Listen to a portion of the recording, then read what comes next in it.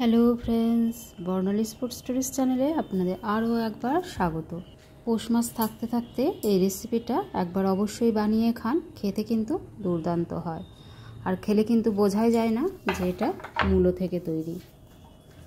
এখানে আমি 400 গ্রামের মতো মূলো নিয়ে নিয়েছি। এখানে আমি লাল মূলোটা ব্যবহার করেছি। তো লাল মূলোর টেস্টটা কিন্তু একটু বেশি হয় সাদা মূলোর থেকে, তাই এখানে আমি লাল মূলোটা ব্যবহার করছি। আপনারা চাইলে সাদা মূলো ব্যবহার করতে পারেন। তো মূলোর দুই সাইডটা কেটে নিয়ে এখন এটাকে আমি পিল করে নেব।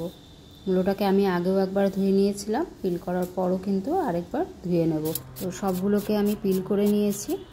এখন আপনারা চাইলে এটাকে ছুরি দিয়ে ছোট ছোট সরু সরু পাতলা পাতলা করে কেটে নিতে পারেন, আবার গ্রেটারে বড় দিক দিয়েও কিন্তু গ্রেট করে নিতে পারেন। তো এখানে আমি মূলোটাকে গ্রেটারের বড় দিক দিয়ে গ্রেট করে নিচ্ছি।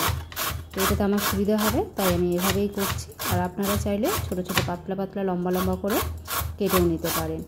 তো ফ্রেন্ডস, রেসিপিটা ভালো লাগলে অবশ্যই লাইক কমেন্ট শেয়ার করবেন।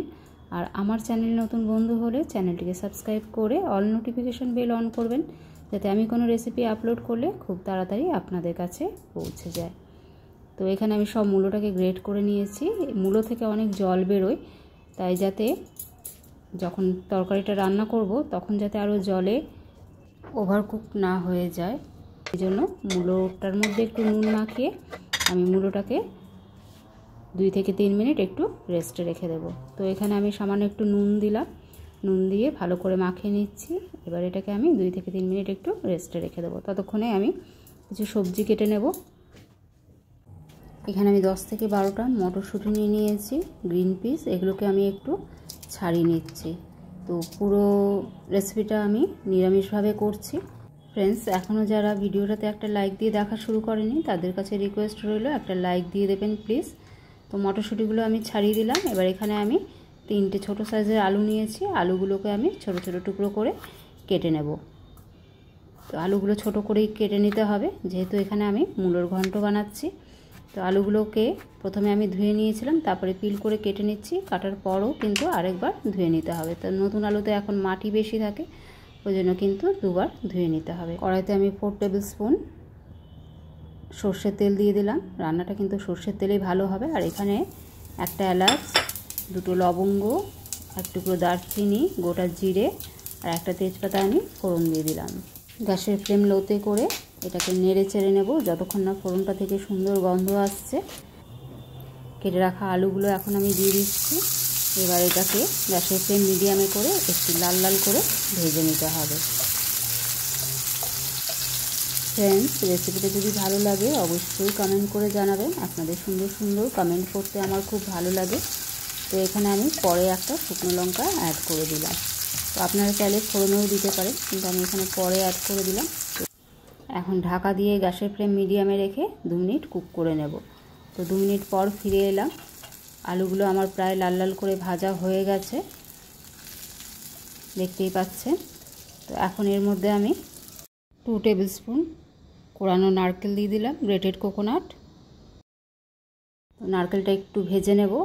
ভাজার পরে নারকেলটা থেকে ফেনা হবে, ফেনাটা একটু কম হলে তখন এর মধ্যে আমি একটা মিডিয়াম সাইজের টমেটো আমি রাফলি চপ করে রেখেছিলাম, সেটা দিয়ে দেব। তো আপনারা চাইলে এখানে টমেটোর পেস্টও দিতে পারেন। টমেটোটা দেওয়ার পরে আবারও একটু নেড়ে চেড়ে নেব। এখানে আমি পরিমাণ মতো নুন দিয়ে দিলাম। নুনটা একটু বুঝে দিতে হবে, কারণ মূলোর মধ্যেও কিন্তু নুন বা লবণ দেওয়া হয়েছিল। নুনটা দেওয়ার পর আবারও একটু আলু আর টমেটোর সাথে নুনটা মিশিয়ে নেব।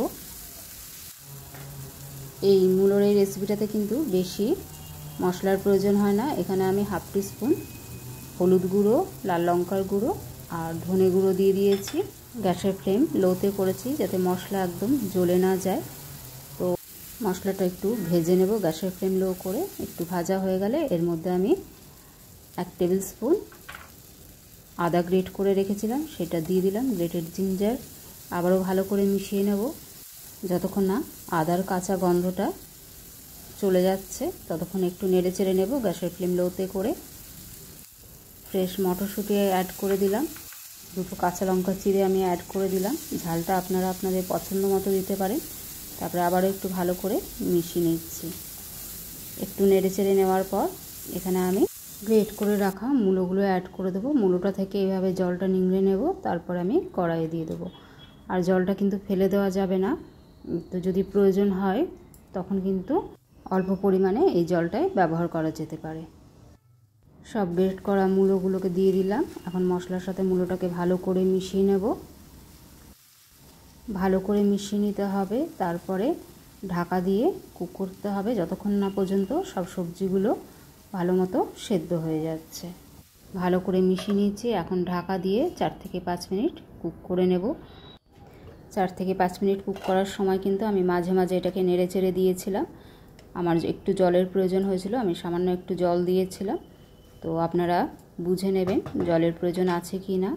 এবার আলু মটরশুঁটি সব কিছু কিন্তু সুন্দরভাবে সেদ্ধ হয়ে গেছে।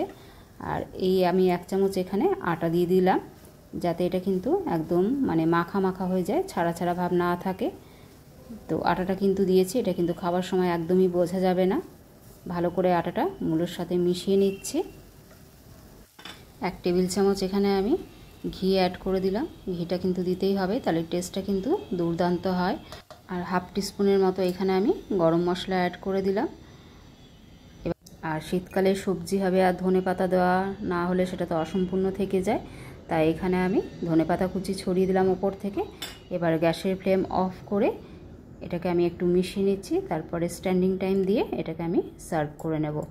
তো পৌষ মাস থাকতে থাকতে কিন্তু মূলোর এই রেসিপিটা অবশ্যই একবার বানিয়ে দেখবেন। যারা মূলো খায় না তারাও কিন্তু খেয়ে নেবে, কারণ মূলোর কোনো গন্ধ এটার মধ্যে থাকবে না। শীতের দুপুরে গরম ধোয়া ওঠা ভাতের সাথে ডাল, লেবু আর এরকম মূলো ঘন্ট থাকলে কিন্তু আর কিছুর প্রয়োজন হবে না। তো এইভাবে অবশ্যই একবার বানিয়ে দেখবেন। রেসিপিটা যদি বেশি ভালো লেগে থাকে তাহলে ফ্রেন্ডস আর ফ্যামিলির মধ্যে শেয়ার করে দেবেন। সবাই ভালো থাকবেন, দেখা হচ্ছে পরের ভিডিওতে।